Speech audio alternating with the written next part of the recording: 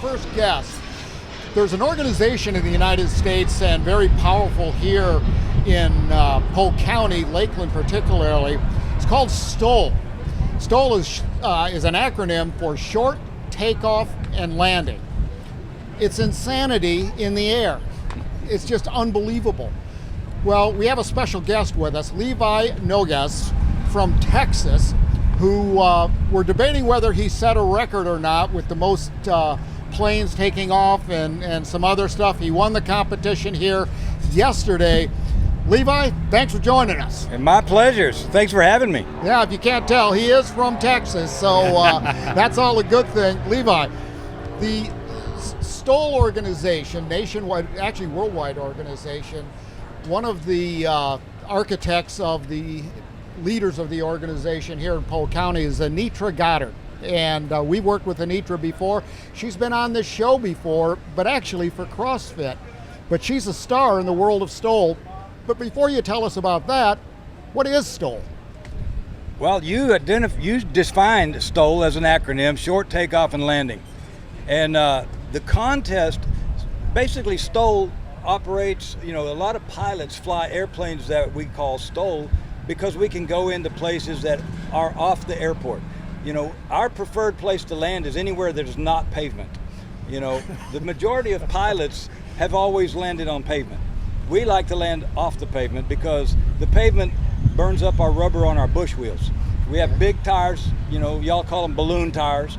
And STOL is basically built on landing in places where you can't get to, bush pilots. You've heard the term bush pilots. Yep. And that generally stems from flying in the backcountry or the bush. And so what I equate STOL competitions to is more like the old rodeo. Being a kind of a cow, I grew up on a ranch, so STOL is kind of like the rodeo of airplanes and backcountry bush flying. So your father was a pilot. My father was a pilot, yes, sir. And obviously got you into flying. What got you into STOL in particular? Well, first of all, when I grew up, we always had an airplane around the ranch. We didn't have a paved runway out there. We had an old 1949 PA-16 Clipper. Daddy had J3 Cubs and that kind of stuff. And so once I became a pilot, I just gravitated toward that kind of flying. And then when the backcountry flying has really taken off in the last few years, and I just wanted to be part of it. It's a lot of fun. And the entry level is not as high as it is. You can't buy a jet. Yeah. And some people can. I can't. You might. But you can take these and you can fly into places, and you wind up having friends that have a little grass strip in their house or their ranch or whatever.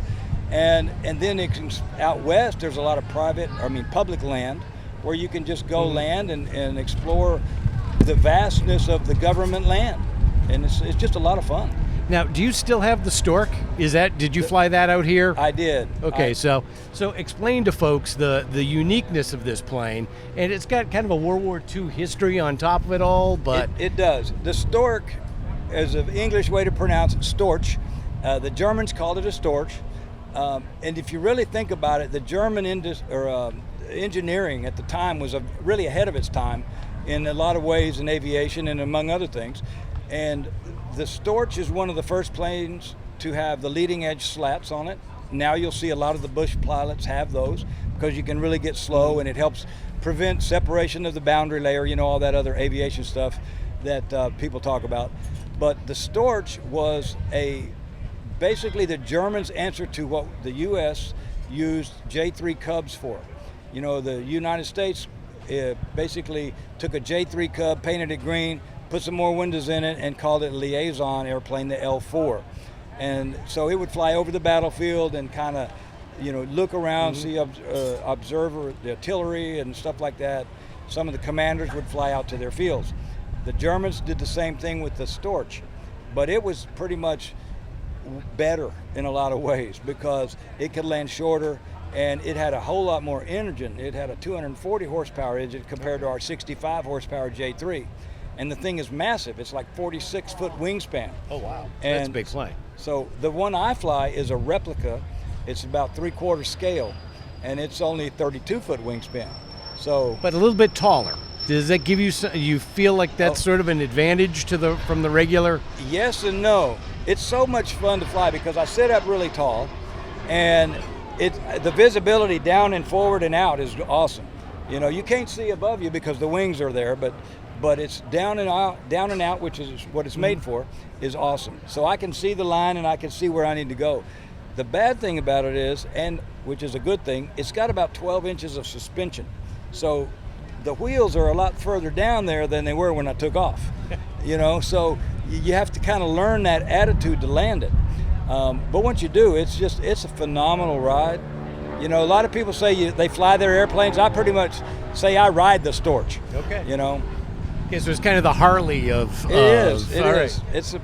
Well, I wouldn't say Harley because it's a cross between. Goldwing? It's kind of the Goldwing? Yeah. No, No? I wouldn't even go there. Yeah, No, all right. I'm not doing that. Let's go with Harley. Let's stick with Harley. Levi, the competition I alluded to earlier, explain to our viewers the objective of these competitions. Okay, because you talked about a line and there's time and all of this type of stuff. Okay. How are competitions staged and what's the primary objective for the pilots? Okay, so the primary objective, like I mentioned a while ago, I kind of equate it to a rodeo where all the cowboys, you know, they'd be out riding their broncs and roping their cows and doing all that stuff, and they'd say, you know, I'm better at this, I'm better at that. Well, they had to come up with the rodeo so they could prove who was actually, their bragging rights were actually real. Right. You know, so they get together and then they compete to see who does it the best. So in STOL, you know, we're trying to land short and land in neat places. So what we do is we draw a line on the ground, and then we'd say, okay, first of all, you know, I've heard of spot landing contests. You know, try to see who can land closest to the point. Well, we take that and go another step forward. You got to land on the spot and then stop as short as you can. So the way that we score this is we start on the line, we take off, and we take off as fast or short as we can. They mark the spot where your wheels leave the ground. Okay. And when you leave the ground, they take that measurement. And it may be anywhere from, you know, 25 feet in Dan Reynolds' case to, you know, 300 feet in the case of, say, a mall or something like that. Okay. And then they take that, then you go around and you come in and you land. And your objective is to land at or beyond the line. In fact, actually beyond the line. The rules now, we can't even touch the line. The line is made out of chalk. So if you have white chalk on your tires when you land, you're too short. So you got to land at the line and beyond, and they measure that distance. They add the two numbers together, and whoever's the smallest number, like golf, then you win. That's easy. Yeah, you know, it is easy, you know. Yeah. It sounds easy, but you don't realize how easy it is you think you're going to land just about a foot past the line, and next thing you know, a little downdraft or something, you add a little notch of power, next thing you know, you're 20 feet past the line. Yeah. You know, so that's very accurate. You know, we're very precise. We pride ourselves on being very accurate, and and you know, for the average pilot, where you know the FAA regulations say land in the first 1/3 of the runway, you know, we get down and we just float until it stops flying. We don't do that. We have to make sure that we land and touch down right there. Wow. I just. Jack, you ready for a ride? No. I know. After a lot of flights this last couple of weeks, I can't imagine the precision. Well, and you know, we have judges along the side. You know, so we have people 10 feet away from where we're landing, or maybe whatever the rules are. Well, that's how far away are. But you know, we have a very narrow channel, and that's why this is an invitational. You know, there's a lot of people out here that can do it, and there's a lot of pilots out there better than I am. But we just happen to be fortunate enough to fly in this event, and it's been awesome. So a little bit about your background. So went to the Naval Academy, off into the Marines. Tell us about that. Well, I did attend the Naval Academy. You were out about a year before a good buddy of mine came in. Okay. So but just missed him. I was on the short program at Annapolis. Okay. Apparently you're not the only one. Don't feel bad. Apparently you're supposed to study. Yeah. You know, and I was too much I wanted to be a Marine. I wanted to be a Marine so bad I couldn't stand it. And so they let me. They let me be a Marine before I had to finish school. Let's just put it that way. And perfect. So, well, so much of this air show and the event itself revolves around the U.S. military. Yes. And certainly debts that many can never repay, because many of our citizens, military, gave everything, gave it all. We celebrate that on Memorial Day, and giving it all. But there's a big celebration here of our military pilots, the military service men and women that have given so much back to our country. That just permeates, and you're a good example of that. I mean, it has to make you proud to be part of such a recognized and important fraternity to America as a whole. I mean, that's got to be, I don't know, something to be excited. Well, it's excited for all of us. But the fact of the matter is, you did it, and combat aircraft too. Well, you're welcome, and I will say that the military was good to me. I was very fortunate. You know, I'm one of the weird ones. I did the Navy via the Naval Academy, then I did the Marines, and then I wound up retiring from the Army. Yeah. That's because I just don't know what to do when I grow up, and I'm still trying to figure it out.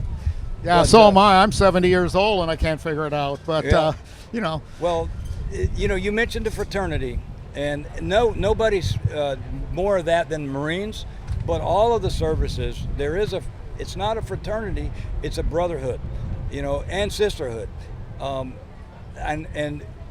it is called service for a reason, military service, because it is a service, and we know that. Everybody that raises their hand knows that they could be called upon to give their life for the country.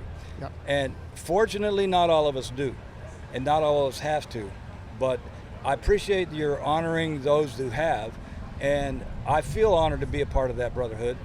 And we also, most of us, continue to serve in some capacity. One of my best things, even though we do these contests and stuff, I very rarely win, but it's so much fun to play. And I say that I'm really not a competitor. I'm a spectator with a backstage pass. You know, and I get to hang around and be part of a brotherhood and a camaraderie of so many great pilots and just people in general. The people that we fly with in this, there's a lot of, they all have other lives, and most of them are contributing in a lot of ways that you don't even know about. And it's just amazing to be among the group, and then among people like you and this whole Sun and Fun thing. You know, it's people we appreciate having you. We've got to go to break right now. We've got some special footage coming up.